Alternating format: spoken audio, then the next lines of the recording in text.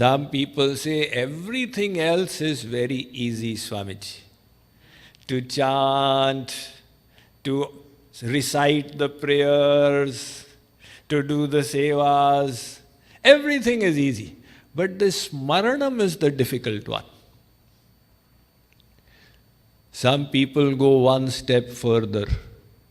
They say, Swamiji, when I am doing my worldly works, my mind is focused.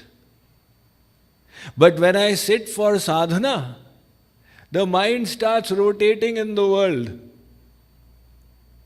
The reverse remedy is going on. When you are sitting with the intent of sadhana, now the mind is worldly. And when you were in the world, the mind was focused. Does it happen? Why does it happen? The reason is very simple. When you were doing your worldly work, you had attached your mind there. But when you sat for sadhana, you left your mind empty. And you started doing your devotion only with the body. Hare Ram, Ram Ram, Hare Hare. Now the mind says, look, give me something to do. I cannot remain empty. Idle mind is the devil's workshop. Khali dimag, shaitan ka karkhana. So give me something to do. And if you don't give me something, then I'll find it myself. So that is why the mind rotates in sadhana, because you are just taking the name of God and leaving the mind empty. So alongside with your physical devotion, you have to give your mind some divine work.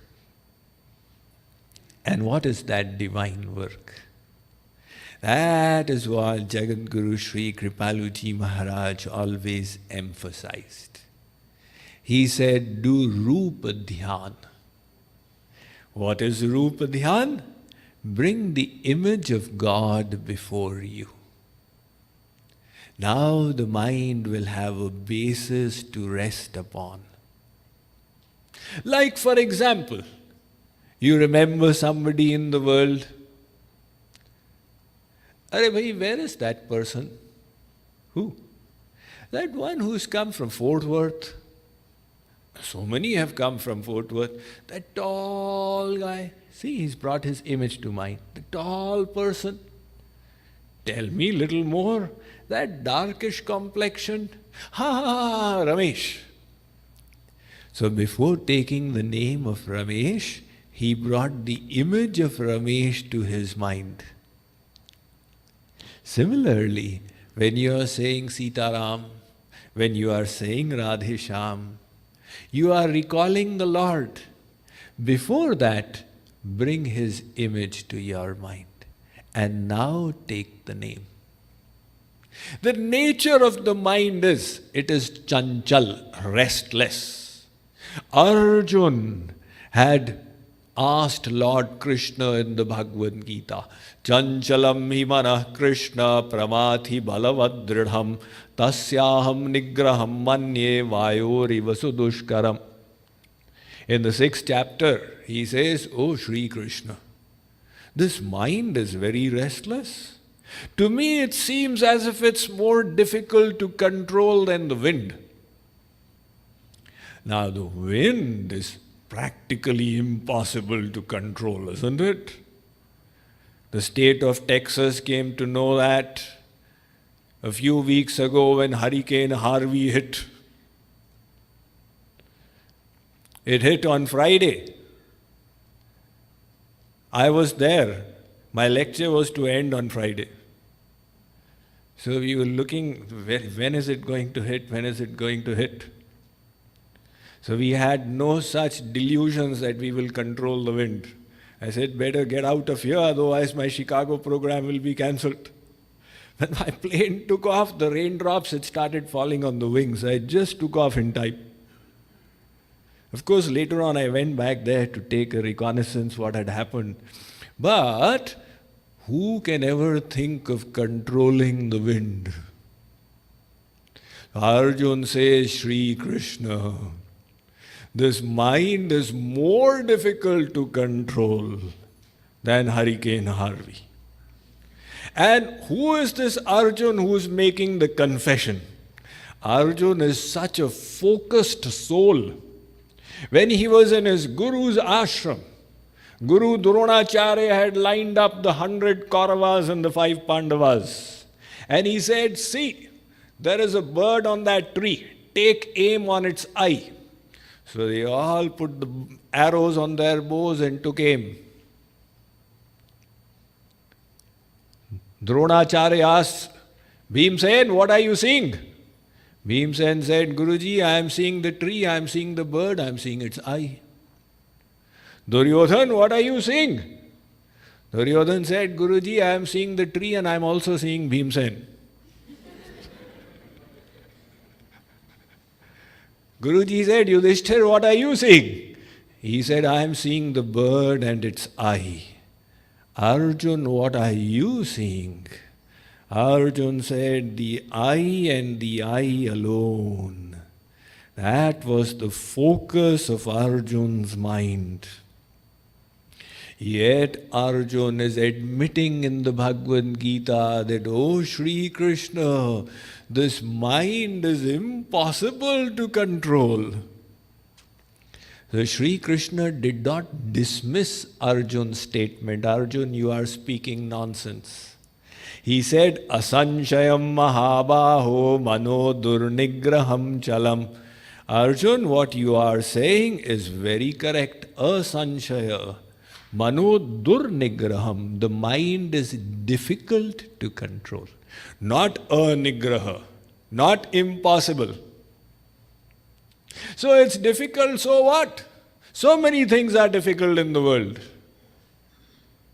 You accomplished so many difficult feats.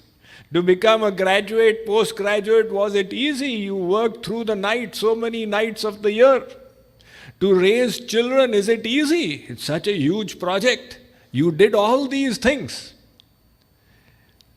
Just because it's difficult to control the mind doesn't mean that you should give up. So do it.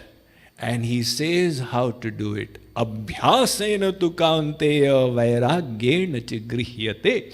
Every time the mind goes into the world, pull it back. And practice to put it in God. It will not remain there, it will again come off. Don't feel discouraged. Again take it off and again put it in God. But Swamiji did not remain there. I was thinking of Shyam Sundar and Beta Sundar came to my mind. Don't worry, again break the mind off, again take it in God. What kind of struggle is this? You will need to be prepared for this. When you tighten your belt and go and do sadhana, expect this difficulty. Oh, why should I expect this? Kripaluji Maharaj says, Man maya te hi banyo, maya te sansara, ya te man bhavat sada, yah sansar asar. The reason is the mind is material and the world is also material. So the material mind is naturally pulled to the material world. If you throw something, it doesn't require effort for it to come down. The effort is in throwing it up. Similarly, for the mind to think of material things is natural. To take it to the divine realm will require effort. But don't be discouraged. If in the first 1 month you were succeeding 30% of the times, in other words, you accomplished 30% focus in God, carry on. Next month it will be 40%. And the month after that it will be 50%. And once you have accomplished 50% absorption, after that the journey will become easy. So, the mind is by nature restless. In your sadhana, you need to give it a basis to rest upon. And what is the most natural basis? The image of God. So simple. You are saying Ram Ram, bring the image of Ram before you. The mind now has a basis for devotion, for love.